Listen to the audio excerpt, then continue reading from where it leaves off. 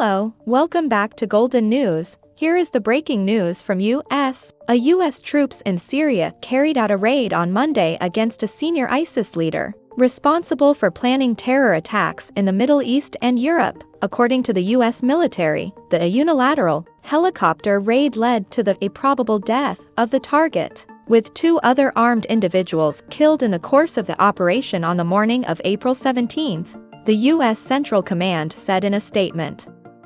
No U.S. troops were injured, nor any helicopters damaged in the operation, and no civilians were harmed, CENTCOM said. In a separate press release, the UK-based Syrian Observatory for Human Rights said international forces had fired 2 missiles into a building housing an ISIS commander near Jarablus, close to the Syrian border with Turkey. The operation led to the deaths of 3 ISIS operatives, including a commander, and the arrest of another commander, according to this report.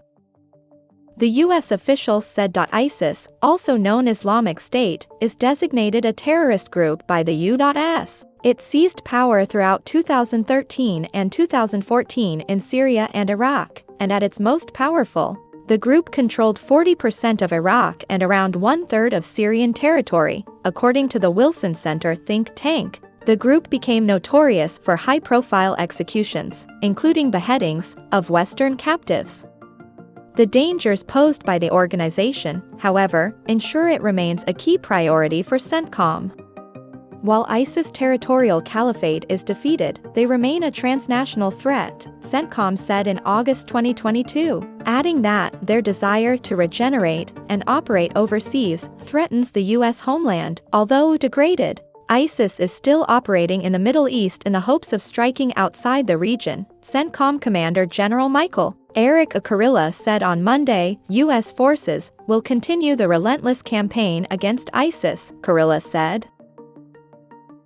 An estimated 900 U.S. troops remain in Syria, working with the Syrian Democratic Forces, although Damascus has long called for the withdrawal of the U.S. military presence. Ridding the organization of its territorial bases in Iraq and Syria was key for stopping attacks on Westerners, according to Tom Wilson, Director of Policy at the UK-based counter-extremism group. However, even if they don't re-emerge as a serious territorial force in the Middle East, the threat of ISIS as a resurgent terrorist group, able to direct and inspire attacks remotely, has not gone away. He told Western countries have largely focused their efforts on stabilizing countries and regions where ISIS could seek to gain a footing, he said, because the group has succeeded in growing in ungoverned and undergoverned spaces that arise in conflict zones. Islamic State and Al-Qaeda have been strengthening their global network, working with affiliates to enhance their activities in Western countries, Wilson said.